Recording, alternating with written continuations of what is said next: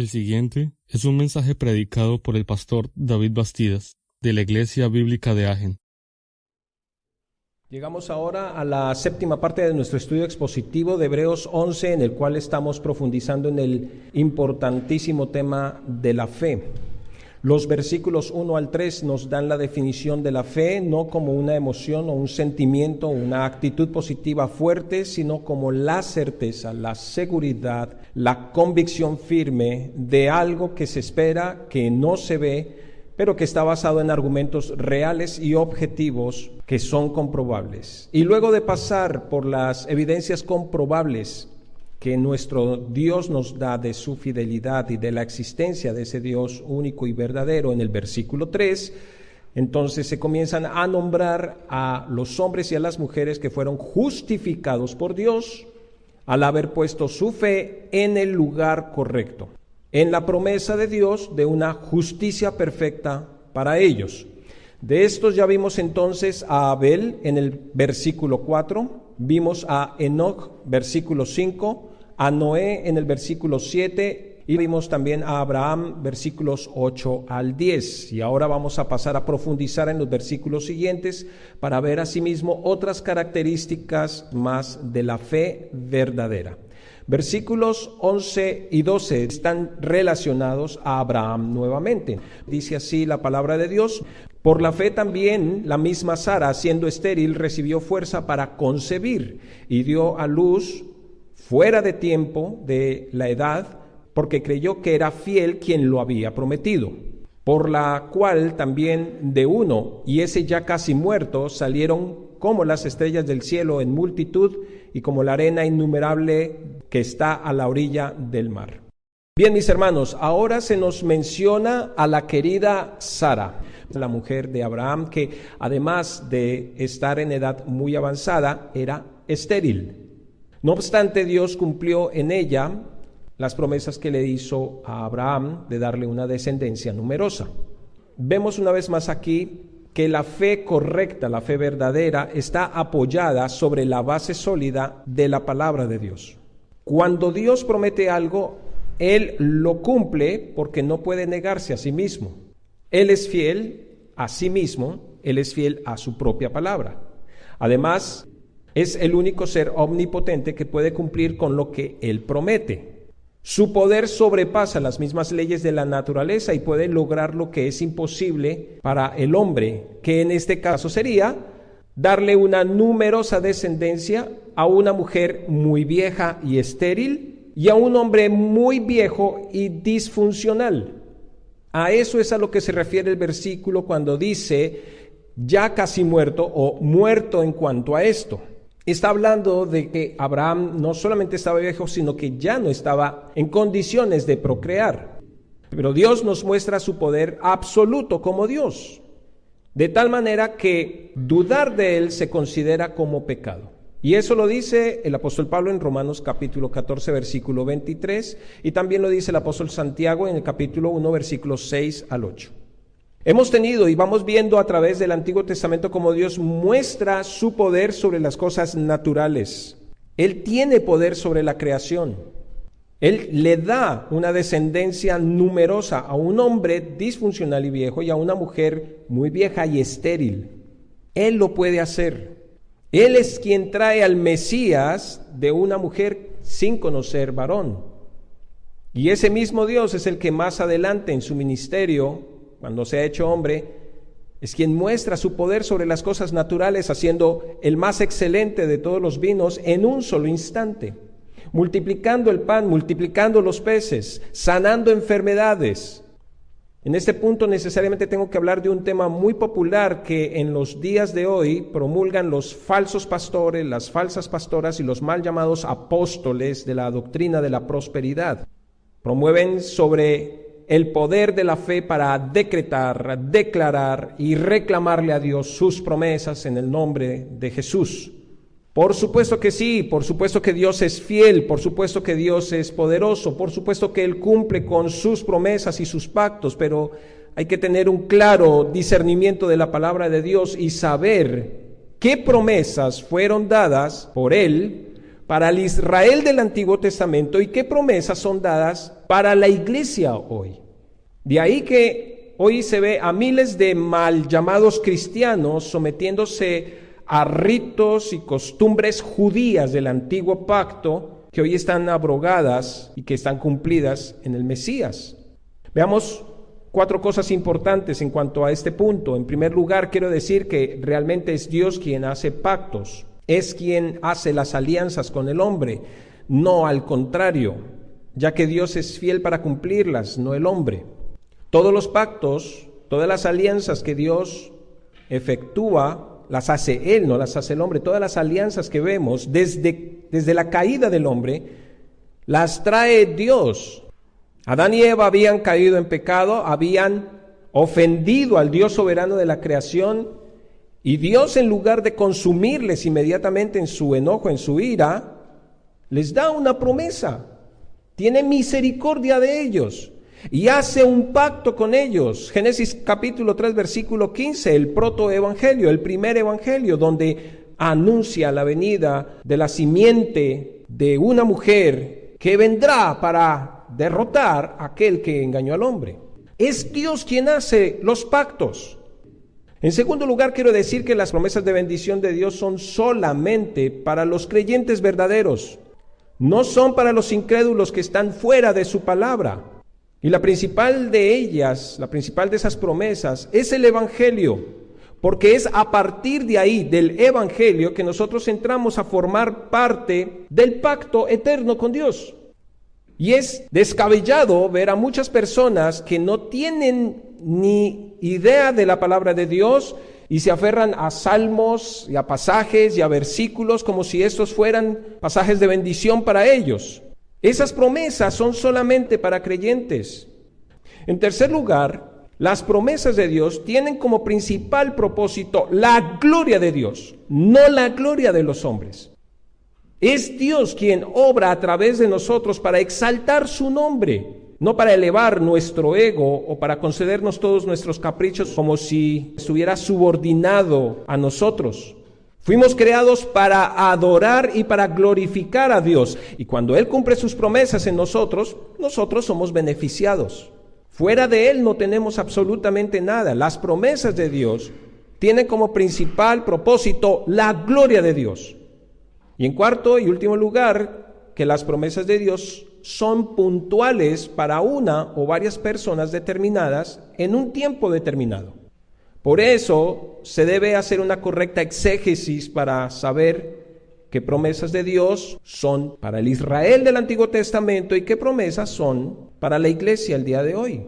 No todas las promesas son iguales, como en este caso, por ejemplo. Esta promesa de una gran descendencia fue dada solamente a Abraham y a Sara. Y lo hizo Dios con el propósito directo de traer una nación especial a la tierra, destinada para Dios, destinada para que promulgara la gracia de Dios, la gloria de Dios a las otras naciones, para que viviera de una manera única y diferente a todas las demás naciones de la tierra, reflejando la gloria de Dios y anunciando al Mesías prometido que traería la salvación a los hombres. De ahí que si una persona es estéril, por ejemplo, si una persona es estéril, no puede tomar esta promesa para luego decretar, declarar, y peor aún, para reclamarle a Dios por una descendencia, así como los manipuladores y falsos pastores, falsas pastoras y apóstoles del día de hoy están enseñando con la idea de que sus palabras tienen poder para que se cumpla todo lo que están proclamando con total seguridad de que eso va a hacer. La actual costumbre de decretar, declarar y afirmar procede más de la secta de la nueva era. Los profetas actuales son adivinos que solamente vaticinan salud, fama, fortuna, dinero, amor. Y ese es el trabajo del horóscopo.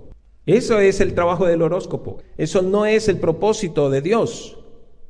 En lugar de ese proceder absurdo y antibíblico, lo que sí puede hacer una persona estéril, en el caso de este ejemplo, es más bien orar a Dios para que, si es su voluntad, si Él lo concede, si Él lo permite, Él le conceda tener un hijo. y hace esa petición con su fe puesta en que Él es el Dios todopoderoso que puede hacerlo. Porque claro, como le dio un hijo a un hombre como Abraham y a una mujer como Sara, Dios puede hacerlo cuando nosotros actuamos en reverencia. Señor, si es tu voluntad. Mejor aún, esa persona estéril debería más bien darle gracias a Dios por lo que no le ha dado. Y esa persona debería estar dispuesto o dispuesta a honrar a Dios con el propósito que Él tiene para su vida en esa condición en la que lo tiene. Todo el mundo está pensando de forma materialista, todo el mundo es muy humanista, solamente piensan en sí mismos, nunca estamos pensando en Dios. Señor, si tú no me has dado esto, muéstrame tu propósito, para algo ha de ser. Pero como estamos enfocados solamente en nuestros deseos, en las cosas materiales, en mi privilegio, en mi bendición, en mis beneficios, en mi felicidad, porque mi felicidad es primero, eso es lo que nos enseña el mundo, pasamos por alto la voluntad y la felicidad de Dios. Hasta tal punto que nosotros llegamos a imponer nuestra felicidad por encima de lo que Dios tiene para nosotros. ¿Por qué a mí no me ha dado eso que le has dado a otro? Bueno, el Señor tiene un propósito. Mientras solamente nos enfoquemos en por qué Él tiene, yo no tengo, por qué Él tiene una casa, por qué yo no la tengo, por qué mi hermano tiene 2 autos, yo no los tengo, mientras estemos mirando simplemente las cosas materiales, nunca vamos a enfocarnos en el dador y en lo que Él tiene para nosotros.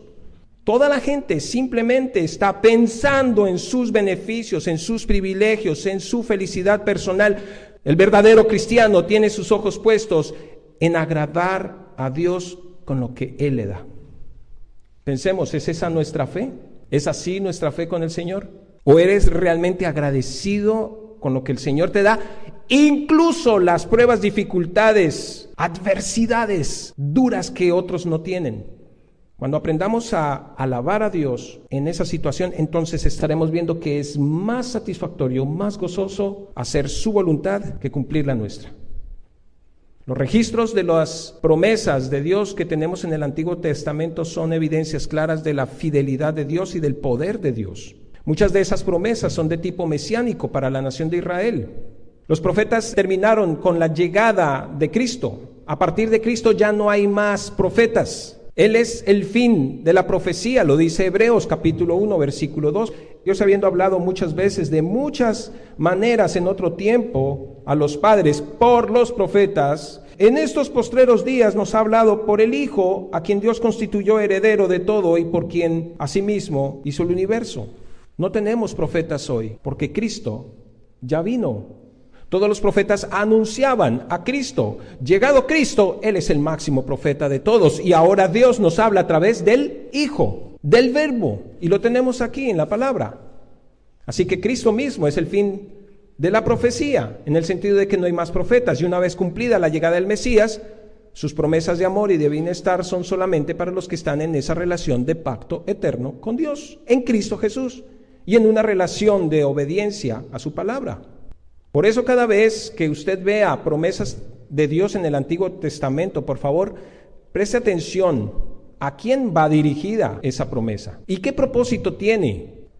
Las promesas de Dios para nosotros hoy, para la iglesia, están en Cristo. 2 Corintios capítulo 1 versículo 20, todas las promesas de Dios son en Él sí y en Él amén, por medio de nosotros, la iglesia, los creyentes, para la gloria de Dios. ¿Lo ve? Ahora bien, por favor, el pasaje también nos habla de una multitud de hombres como las estrellas del cielo y como la arena del mar. Y por lo que podemos apreciar el día de hoy, después de unos casi 4,000 años aproximadamente, después del nacimiento de Isaac, somos mucha gente en este mundo, en este planeta. Aproveché la tecnología y le pregunté a la inteligencia artificial cuántos seres humanos somos actualmente. Y me dice que somos alrededor de 8,200 millones de personas en el planeta. 8,200 millones de personas. ¿Y cuántos de ellos son verdaderos creyentes? ¿Cuántos de ellos son verdaderos salvos que conocen al Señor? ¿Y cuántos de ellos se están perdiendo diariamente, a cada segundo? Están muriendo y están yendo directamente a la condenación eterna. Y hay que tener en cuenta que no todos son descendientes directos de Isaac, porque también hay muchos descendientes de Ismael, el otro hijo de Abraham, y también hay muchas otras tribus y muchas otras naciones. Y la promesa de Dios no fue solamente de que Abraham tendría una enorme descendencia, sino que en su descendencia serían benditas todas las naciones de la tierra. Génesis capítulo 12, versículo 3. En ti serán benditas todas las naciones de la tierra, lo cual apunta a aquel en quien todos los hombres reciben la bendición de Dios, nuestro Señor Jesucristo. Ahí es donde está la bendición para todas las naciones. Por eso lo más importante, mis hermanos, lo más importante para ustedes no es averiguar si ustedes en realidad son descendientes directos de alguna de las 12 tribus de Israel, para que se estén aferrando a costumbres y tradiciones judías del antiguo pacto, que hoy ya están caducadas. Más bien debería preocuparse por saber si en verdad usted tiene la bendición de Dios de ser parte de su pacto eterno a través de su Hijo Jesucristo. Preocúpese más bien de saber si usted en realidad es uno de esos miembros de su iglesia, de su cuerpo. Saber si en verdad es un hijo adoptado por Dios, ya que no todos los judíos, por el simple hecho de ser judíos, tampoco fueron salvos.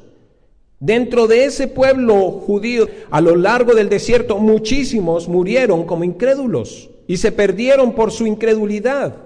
Cuando usted ve los casos de las personas que se rebelan contra Dios en el pueblo de Israel, usted sabe que son incrédulos, blasfeman contra Dios, protestan contra Dios, están reprochando a Dios porque les sacó de Egipto y los está llevando por el desierto y están extrañando sus melones, sus puerros, sus ajos, y no están extrañando que eran esclavos en Egipto.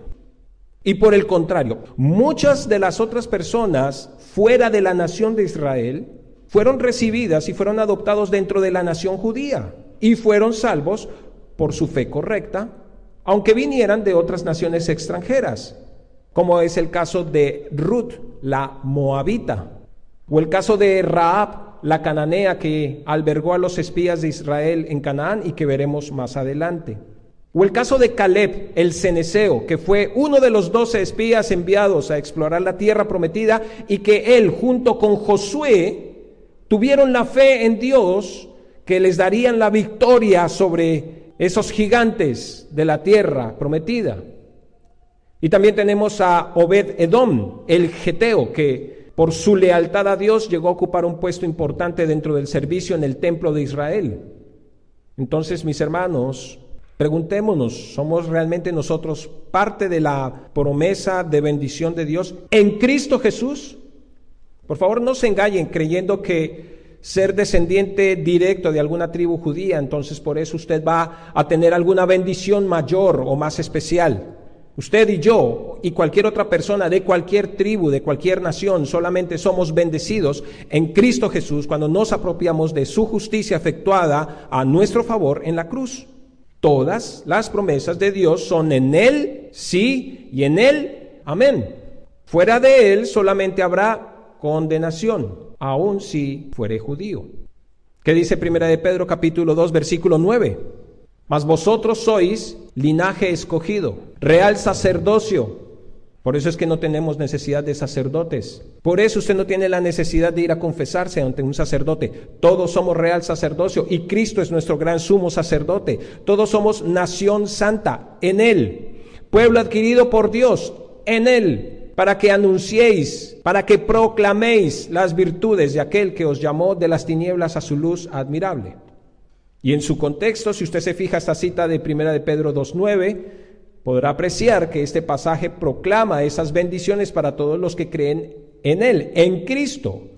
De manera que para que usted sea parte de esa nación bendita de Dios, para que usted pueda acceder un día a la ciudad celestial con sus pecados perdonados ante Dios, antes de que Dios le quite la vida y lo llame a su presencia, usted tiene que obedecer al llamado de creerle a Dios el Evangelio, así como lo hicieron Abraham, como lo hizo Sara, como lo hizo Isaac, Y lo hizo Jacob, quien Dios le cambió el nombre a Israel, y como lo hicieron todos los extranjeros que renunciaron a su nación, a su cultura pagana, a su cultura idólatra, le dieron la espalda, así como Abraham le dio la espalda a esa nación de donde estaba, para luego apropiarse de las promesas de Dios. Eso es fe, creerle a Dios. Versículo 13 nos dice: conforme a la fe, murieron todos estos sin haber recibido lo prometido, sino mirando de lejos y creyéndolo, y saludándolo y confesando que eran extranjeros y peregrinos sobre la tierra. Nos dice ahora que todas estas personas de fe murieron. Mis hermanos, la gente evita tocar el tema de la muerte. La gente no le gusta hablar acerca de la muerte. Pero la verdad es que todos vamos a morir, porque ese es el justo pago que Dios ha dictaminado por el pecado. Lo dice Romanos 6:23. Y hemos de morir con fe o sin fe. Así que lo que debería preocuparnos no es si vamos a morir o cuándo vamos a morir. Lo que debería preocuparnos es más bien si tenemos la fe correcta antes de que nos tome por sorpresa la muerte. Porque si morimos con la fe errada, no solamente vamos a morir físicamente, sino que vamos a morir eternamente, espiritualmente. Lo segundo que dice este pasaje es que todos los hombres de fe, todos estos hombres de fe murieron sin haber recibido lo prometido. ¿A qué se está refiriendo con esto? Porque de alguna manera Noé no solamente construyó el arca, sino que vio el diluvio y vio su salvación después del diluvio. Y Abraham de alguna manera vio a su hijo Isaac, vio a su promesa. ¿Qué fue eso que no recibieron? Bueno, pues de acuerdo con el contexto, esa promesa no recibida a la que el versículo se refiere es la patria celestial. Versículos 10, 14 y 16, por favor tomen nota.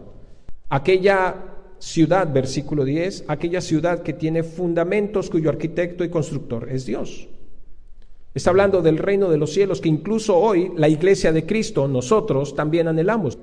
No lo hemos recibido porque no ha llegado el tiempo de su cumplimiento, pero en Cristo tenemos las promesas de pertenecer a ese reino suyo. Aunque el reino de los cielos, el Señor Jesucristo dijo que se había acercado con el Evangelio, cuando lo promulgó en Marcos 1:15, el reino de los cielos se ha acercado, se acercó con el Evangelio, porque el Evangelio es lo que nos introduce a formar parte de su reino. Y aunque fue acercado el cumplimiento de ese reino futuro, todavía no se ha dado. Pero con todo lo que Dios ya nos ha demostrado hasta el día de hoy, podemos tener la total seguridad de que Dios no va a defraudar a quienes obedecen al llamado del Evangelio y ponen su fe en la obra consumada de Cristo en la cruz a su favor. Dios lo prometió, Él es fiel y Él lo va a cumplir. Mis hermanos, aquí también es importante que no perdamos de vista que en esta carta el autor está hablando para una audiencia hebrea que ya conoce al Mesías. Se estima que esta carta fue escrita antes de la destrucción del templo de Jerusalén, cerca del año 70 después de Cristo. Así que los eventos de la cruz son relativamente muy recientes para estas personas que están recibiendo la carta a los hebreos. Muchos de estos judíos se convirtieron al cristianismo por medio del Evangelio, dejaron el legalismo de la religión caducada del judaísmo, conocieron muy bien el Tanaj, todo el Antiguo Testamento, las historias del Antiguo Testamento, las leyes, los mandamientos, los símbolos que apuntaban al Mesías prometido, de manera que esta generación de judíos sabe del cumplimiento de esas profecías.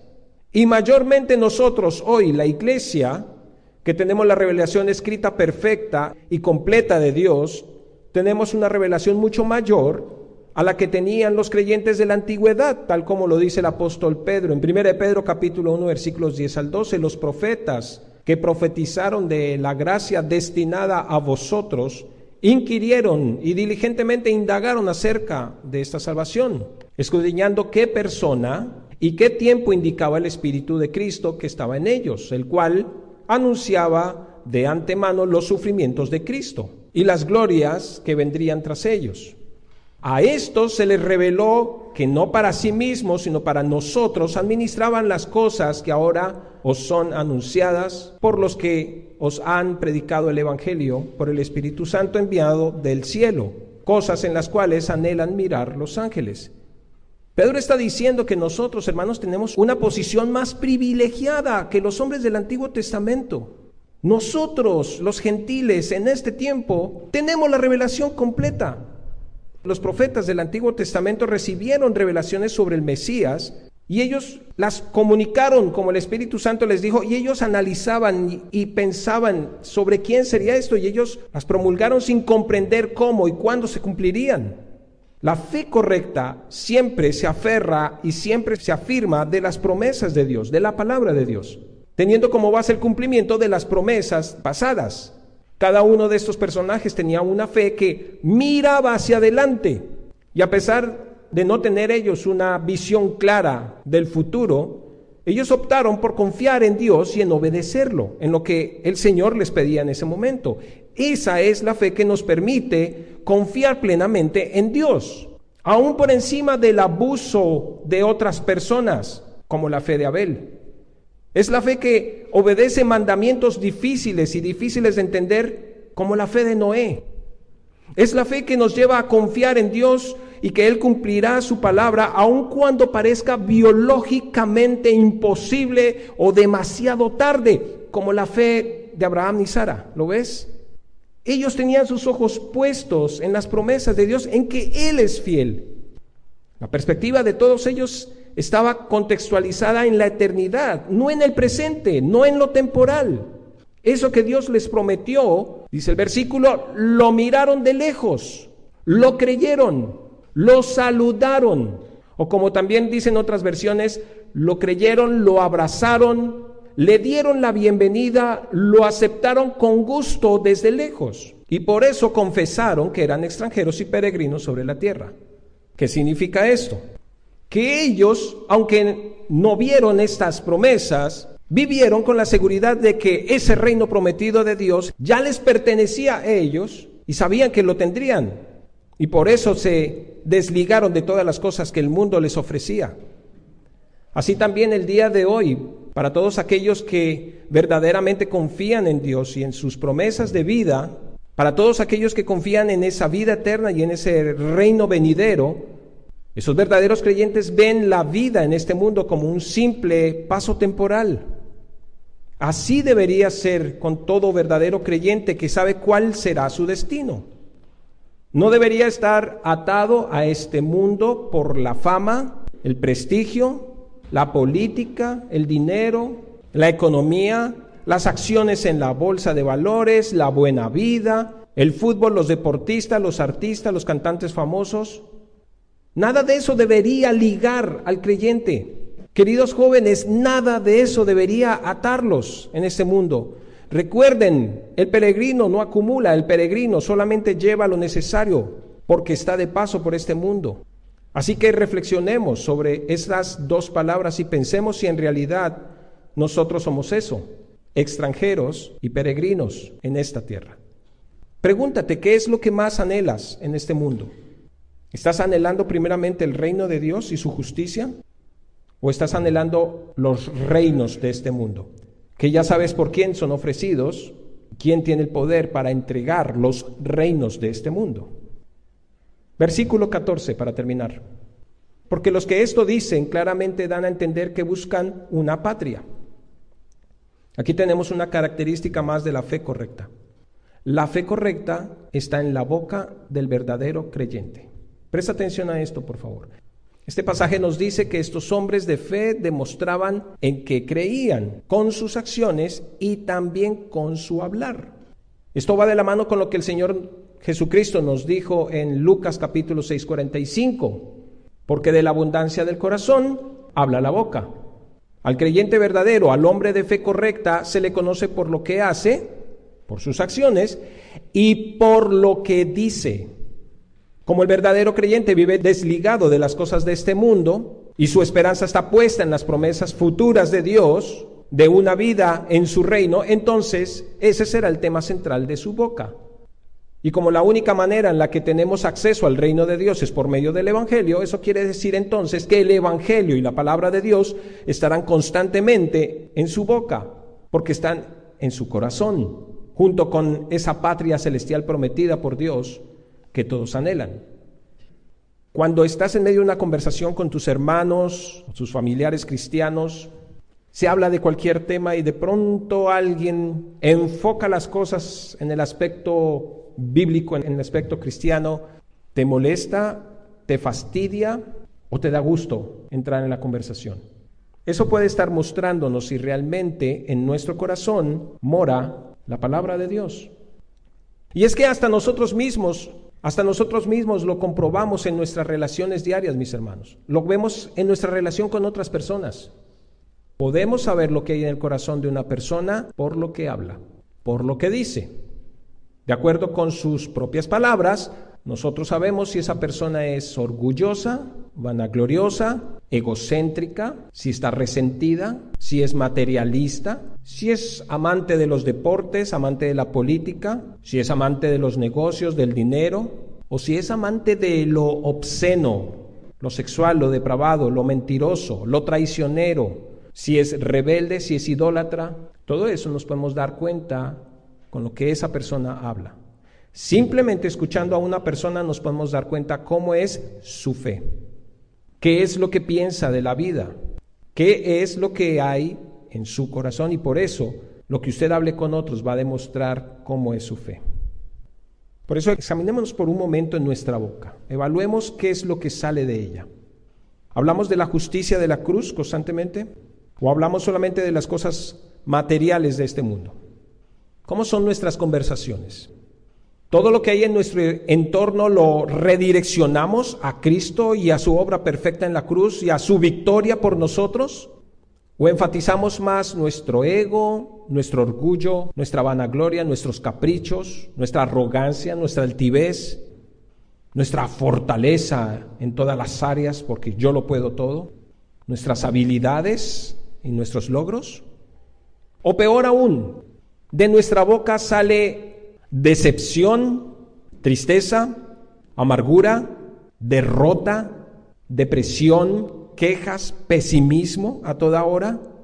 Atención, el hombre y la mujer de fe verdadera, el hombre y la mujer que tienen una fe correcta, no son personas tóxicas, son personas vitamina que siempre reconocen su pobreza espiritual junto con su total dependencia de Cristo en todas las áreas de su vida, y reconocen la victoria que tienen en Él, en Cristo. Y en su lengua siempre habrá palabras de vida para otros. Preguntémonos, ¿qué es lo que sale de nuestra boca? ¿A cuántos destruimos con nuestras palabras? ¿A cuántos levantamos con nuestras palabras? ¿Qué es lo que compartimos? ¿A cuántos les compartimos la vida que Cristo da? ¿Qué buscamos en esta vida? Tenemos que recordar entonces que necesitamos tener la fe correcta, una fe que le cree a Dios. ¿Es esa nuestra fe? Dos principios o dos características más de la fe verdadera. Versículos 11 y 12, la fe correcta está apoyada sobre la base sólida de la palabra de Dios. En segundo lugar, la fe correcta está en la boca del verdadero creyente, versículos 13 y 14. Quien tiene la palabra de Dios en su corazón, entonces de su corazón, de su interior, correrán ríos de agua viva. Pidamos al Señor que en su misericordia nos ayude a meditar y a guardar esta palabra en nuestros corazones para que de esa manera la pongamos en práctica en nuestras vidas. Podemos ser vitamina para otras personas, podemos ser personas de vida si empezamos a vivir la palabra de Cristo en nosotros. Oremos. Para más información de este y otros temas, visítenos en nuestro sitio web www.iglesia-achen.com o escríbenos a iglesia.achen@gmail.com.